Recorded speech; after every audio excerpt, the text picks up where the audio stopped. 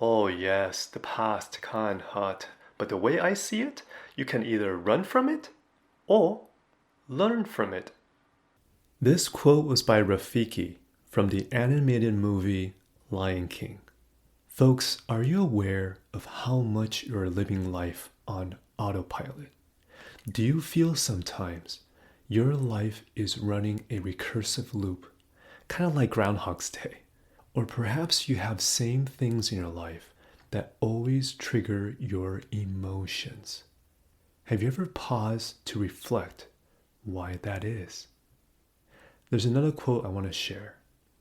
The first step towards change is awareness. The second step is acceptance. This quote was by Nathaniel Branden.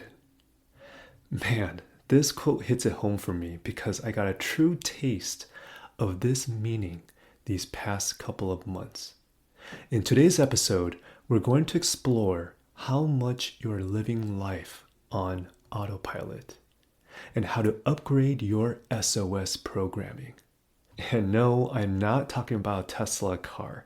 I'm going to share a series of events that happened in my life this year that triggered a breakthrough. Tune in to find out what that is. Let's cue the intro. Welcome to the Boom Vision Podcast. I'm your host, Benjamin Ye.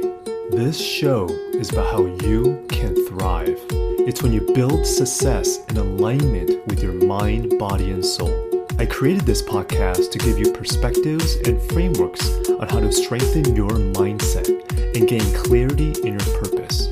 It's time for you to live an extraordinary life with vision that you design. Let's get to work. Hi, folks. Welcome back to episode 37 of the Boom Vision Podcast. As we're wrapping up 2022, and I contemplated for a while on what would be the most impactful topic to close out this year, the word that comes up is reflection. Because during this time, when the holidays are right around the corner, I usually spend the second half of December reflecting on what happened in my life. All the things I'm grateful for, things that went great, things that went not so great, and all the things that were unexpected. And so when I thought about this word, reflection, what comes to mind is a series of unexpected events that happened this year that led to my aha moment earlier in December. And so I want to share my story because I feel you can draw from my own personal experience as you reflect on what's happened in your life this year. Chapter 1, Let There Be Light. So what happened these past few months is that my wife noticed an odd pattern. There were times throughout the day where she'll see that our bedroom light was on when no one was in the room. And so throughout the last couple of months, when my wife noticed that the light was on, she'll come remind me because I'm the only one that would actually turn it on. She's like, babe, can you remember to turn off the light when you're not in the room? And so in my mind, I'm thinking, okay, sure. And I didn't even know I was doing that. And so this went on for a few months until one day, and this was in the beginning of December, where I was working in my office and then she came into my room because the bedroom light was on. And she's like, babe, can you remember to turn off the light? And just in that moment, I was so frustrated. I was like, babe, it's fine. It's not a big deal. Why are you making a big deal out of it? And she just looked at me and she's like, look, if you're not in the room, just turn it off. And I was like, okay. I just remember in a moment, I felt triggered. I felt this host of emotions running through my body, and I didn't know why. And so when she left the office, I was just thinking to myself, why am I so triggered by this? And so I had no idea where this was coming from. I never had the habit of leaving the light on when I left a room. I'm usually pretty good about turning off the light when I leave a room, so I didn't know where this was coming from. But clearly, I was very bothered by her asking me to turn off the light. I didn't know why. And so when I thought about it, nothing was coming to me. I just let it be. And so it wasn't until the following day, 24 hours went by. I remember going outside. My wife prepared lunch for me. And so I was eating outside. I was about to bring the lunch back into my office. And so I went to the kitchen. I got my lunch plate. I'm walking back to my office and the bedroom light was on. And this was during the daytime. So I was like, why is my bedroom light on? And then I went, oh, I finally got it. Chapter 2, Let There Be Pain. So flashback to earlier this summer. My kids wanted to go to Legoland, and so we planned this road trip to San Diego to stay over there for a few days. And so usually for a road trip, the night before, I would be working in my office to answer any last minute emails, whatever it may be, to just do as much work as I can before I went on a vacation. Now my wife, usually the night before, will start packing the clothing she'll want to wear, as well as what she wants to bring for her 2 kids. And so this particular trip, she didn't finish packing that night. And I didn't know this, but the luggage that she was using was still wide open on the floor of our master bedroom. And so once I was done in my office, and I was going to walk to our bathroom to take a shower, I was doing this in pitch dark because I didn't want to wake up my wife. And what happened was I stepped out of the office, I'm walking towards the bathroom, and then I tripped. I tripped over the luggage that I didn't know was there. And so I didn't want to fall down and hurt my arm. And so I planted my left foot firmly on the ground to make sure I didn't lose my balance. But because the luggage was much wider than I anticipated, because I thought it was a closed luggage, it was actually 2 times the length of it. My left foot hit some metal part of the luggage that ended up cutting it open. And so I ended up tumbling on the floor, and I'm going, ow. And I was holding my left foot, and I was looking down the ground. I was like, wait, why do I feel something wet? And that's when I realized, oh crap, there's a pool of blood on our floor. And so I woke up my wife. I was like, babe, you gotta wake up. I'm in pain right now and there's blood all over the floor.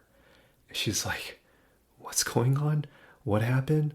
And so she stumbled out of bed, she turned on the light, and sure enough, I'm on the ground. I have this gash on my left foot and there's a pool of blood. I was like, look, get some paper towels, let's clean up the blood. I don't want that to stain. And I'm in pain. And in that moment of trauma for me, I remember saying to myself, I will never walk in the dark again. I will always have a light on to protect myself from getting hurt. That statement, that belief was embedded in me in that moment when I was feeling that pain. And inadvertently, that belief became a new program that I installed in my SOS, my subconscious operating system. Chapter 3, Let There Be Awareness. Now, flash forward to the present moment.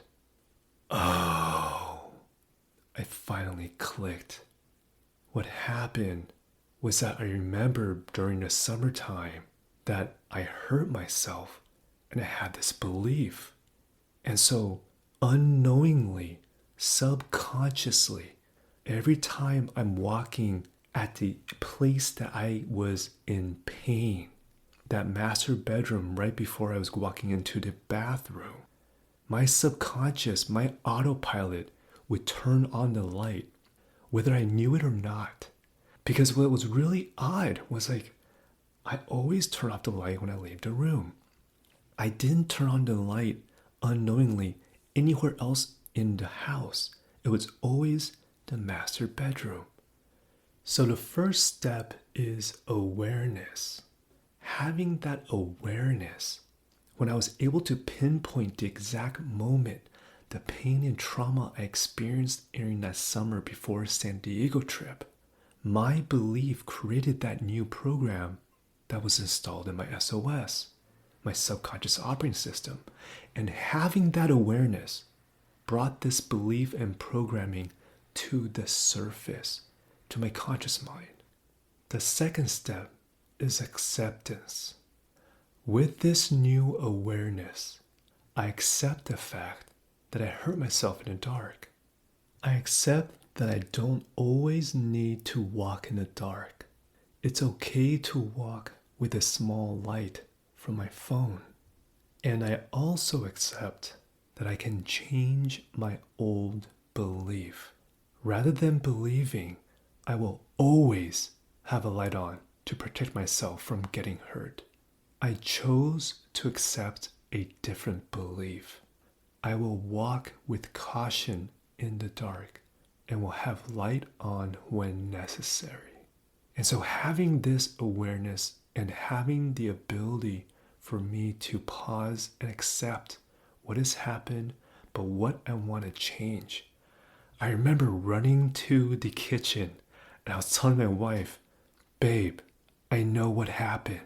Do you remember in the summer? And I was describing her an event. I was like, I had this belief system that I always needed to have a light on because that was how I was going to protect myself.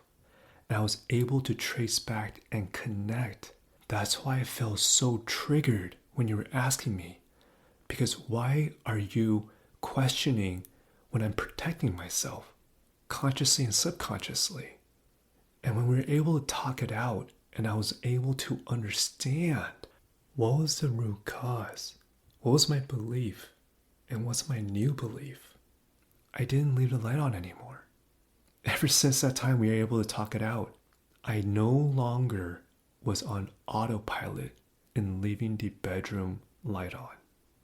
And so the main takeaway from today's episode is a series of questions. How much of your life is running on autopilot? From the things that you are aware of consciously to the things that you are not aware of subconsciously, to the current beliefs that you created when you felt pain or traumatic experience. Does this belief serve you in where you want to go forward in life? I invite you to ask these questions from a place of curiosity, from a place of love. I am not inviting you to ask yourself these questions from a place of judgment.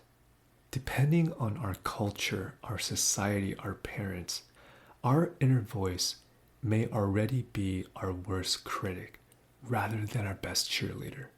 So be compassionate with yourself as you ask these questions. Next time you get emotionally triggered by something, ask yourself, why am I so triggered by this? Where does this come from? And just sit with it. Go about your day and just be with these questions in mind and just see what answers comes up. My answers didn't come up immediately. Keep in mind, mine came a day after, but I asked the question to myself to understand what that root cause was. So with that said, what is this week's action steps? With the 2 weeks we have left in 2022, I invite you to spend some time to pause and reflect on all that's happened in this past year. Let's use the CAL method during this reflection. And on a side note, shout out to my friend Kim Yu, who's one of my avid listeners and members of the Boom Vision community. Kim has shared with me last week that she uses the CAL method almost daily. So this week's action steps is dedicated to you, my friend. So C, calming. Find a way to calm your mind so that you can turn off your wind tunnel, like I mentioned in episode 2. Is there a breathing exercise? Is it meditation? Do you do yoga? Do you like running? Whatever form that works for you to calm your mind. For example, if you're taking a shower, when the hot water is just hitting the top of your head. Imagine your stress and the gunk that's all over your body being washed away down from your body as you focus on your breathing. Give yourself 1 minute to decompress under the hot shower and just calm your mind. A stands for awareness. Bring awareness to what you're feeling in your body. Are you feeling any pains or aches? Do you feel any negative emotions stored in your body? Or is there any areas of your body that feel stuck? Bring your attention to that awareness of what your body is feeling in that moment. And L stands for language. Ask questions from a place of curiosity and love. If you identify something that triggered you that day, ask yourself, why does this trigger me so much?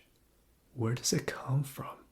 Am I running on autopilot in areas of my life that really don't serve me in this present moment and where I want to go?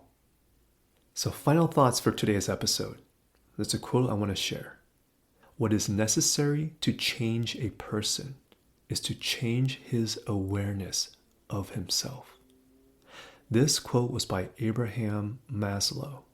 Folks, as we head into this holiday season, I invite you to reflect inwards on all that you've accomplished this year, as well as the things that may have gone unexpectedly for you. Before you plan and map out your 2023 goals, I feel it's helpful to reflect on what you've done well as bring awareness to the things that you want to do better. You can upgrade your life, your business, your career. It's like metaphorically upgrading from a Camry to a Ferrari overnight. But that 10,000-pound limiting belief baggages that you're carrying in your trunk also gets transferred to your new car, whether you want it or not. So by bringing more awareness of your autopilot programs that may not serve you well going forward, by accepting what has happened and empowering yourself with a new belief, you are in essence giving yourself the space and grace to allow your experience of your past pain and trauma to heal. That's like letting go of that 10,000-pound limiting belief baggage you have in your trunk. By letting that go, you will already go faster, higher, and farther in life. You've got this. I'd love to hear your thoughts. Send me a DM on Instagram at Benjamin Ye. I'd love to hear what awareness you have in doing this week's action steps. Hit that subscribe button to this Boom Vision podcast if you want to thrive together. And last but not least, I want to thank you. I am grateful that you have spent every 2 weeks with me. I am thankful that you spend this time together in our Boom Vision community to nourish our mind, our body, and our soul. So thank you from the bottom of my heart. May your hearts and home be filled with love, laughter, and compassion this holiday season. Until next time, folks, be kind to yourself. Be in the light. Be you. See you in the new year.